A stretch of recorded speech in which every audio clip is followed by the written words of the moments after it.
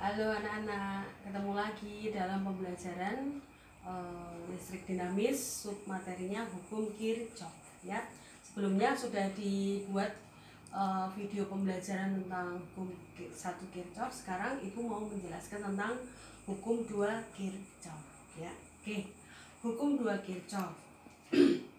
Ya, Ibu tulis ya. Hukum 2 Kirchhoff. Nah, hukum 2 Kirchhoff, anak-anak bisa buka modulnya sambil belajar seperti ini. Anak-anak bisa sesuaikan dengan modulnya. Bunyinya adalah total beda potensial dalam suatu rangkaian nilainya sama dengan 0, atau jumlah aljabar beda potensial dan penurunan beda potensial sama dengan 0. Kalau ditulis ya, jumlah aljabar beda potensial dan penurunan tegangan ya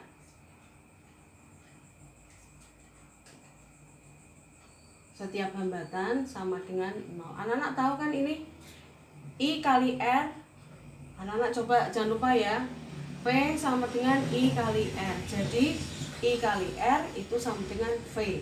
Nah, ini tanda E ini adalah lambang dari, boleh disebut tegangan, tetapi lebih tepatnya ini disebut sebagai GGL atau gaya gerak listrik.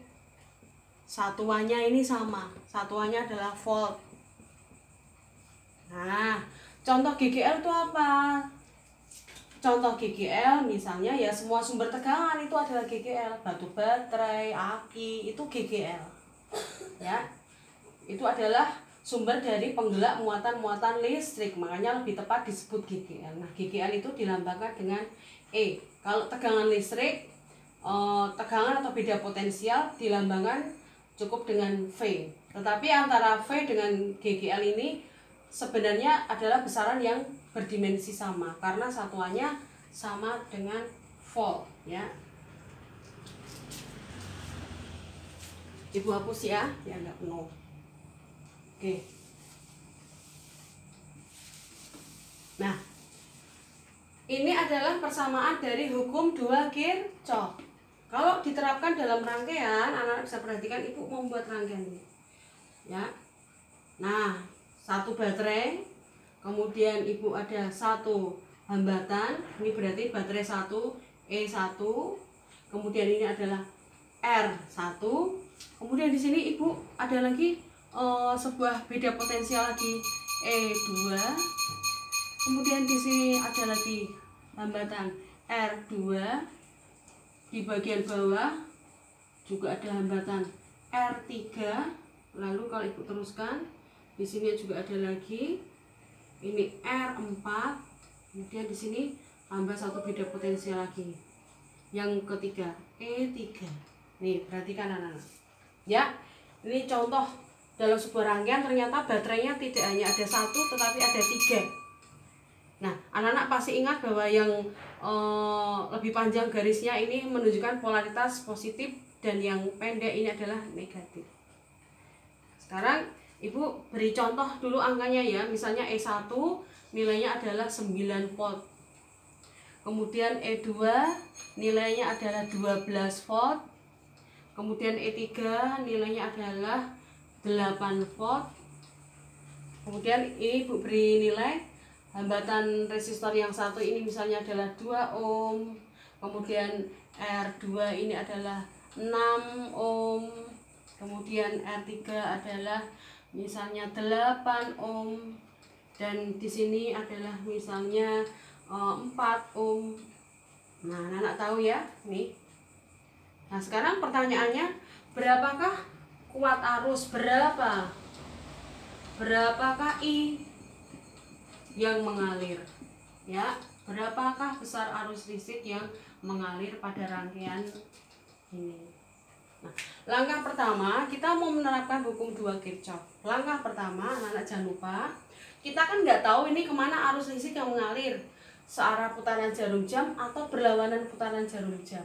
Nah, karena tidak tahu, anak-anak boleh berasumsi bebas. Misalnya yang lebih mudah kan kita biasanya muternya searah, boleh. Nah, jadi kita anggap dalam rangkaian ini arah arus mengalir memutarnya seperti ini. Makanya biar gampang kita gambarkan, ya. Wah, ini terlalu penuhin tapi nggak apa-apa. Nah, ini I. Ini adalah arah, ya, yang kita tentukan. Kita tentukan di awal arah arus yang mengalir dalam rangkaian. Betul tidaknya nanti hasil akhir akan menggambarkan apakah memang betul seperti ini atau kebalikannya. Nah, kita terapkan ini hukum 2 Kirchhoff. Ya, kita terapkan hukum 2 Kirchhoff. Perhatikan di sini. Ya, sigma E ditambah sigma I kali R sama dengan 0. Sigma E sekarang, seperti ketentuan yang anak-anak sudah baca di materi yang ibu bagikan, semua E ini dijumlahkan. Semua GGL mulai dari E1, ada lagi E2 dan E3 kita jumlahkan. Ini tanda jumlah. Tetapi ternyata untuk menjumlahkan anak-anak perlu mengikuti kaidah. Perhatikan arus yang kita buat ini anak. Ini kan ujung panahnya. Perhatikan. Jika ujung panahnya ini mengenai potensial negatif lebih dahulu, jadi ini ada E, panahnya saat melewati bagian cabang di bawah, oh kena negatifnya dulu, maka E3 ini kita tulis minus, maka menjadi minus E3. Kemudian setelah sampai di atas, harusnya yang dijumpai apa dulu? Yang positif dulu, maka kita tulis plus E1.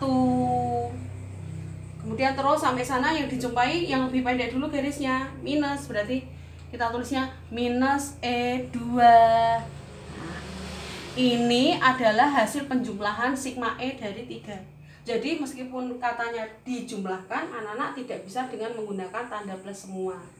Muncul minus jika arah arus yang kita tetapkan di awal ternyata saat mengalir, memutar, melewati polaritas negatif dari GGL ini dulu, maka beri tanda negatif. Kalau ketemu garis panjang atau positifnya, beri tanda positif. Gampang toh? Ya, mudah ya. Terus ini ditambah, perhatikan I. Ini I arus, ya. Nah, I kali R. Arus ini melewati cabang ini, rangkaian ini, melewati beberapa resistor. R-nya tidak cuma satu, nggak cuma R1, tapi juga ada R2, ada R3, ada R4, yang mana semua R ini terhubung secara seri. Kan di awal kita sudah belajar kalau rangkaian R resistor disusun seri, maka kita tinggal menjumlahkan bahwa arus ini melewati R1, kemudian R2 secara seri, berarti R1 ditambah R2 ditambah R3 ditambah R4. Ini sigma I kali R sama dengan 0. Nih, perhatikan. Ya. Ibu harus dulu tempatnya agak cukup. Nah, kita lanjutkan. Ya. Dari sana kita lanjutkan. Oke. Masukkan saja angkanya. E3 berapa? Oh, 8. Berarti tulis min 8 ditambah berapa ini? 9 dikurangi berapa?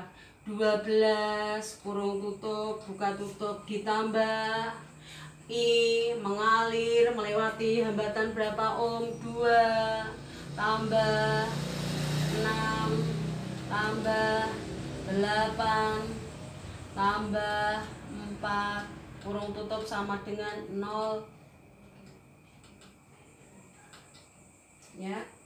Nah, ini matematika biasa, berarti ini berapa? Min 8 tambah 9 1.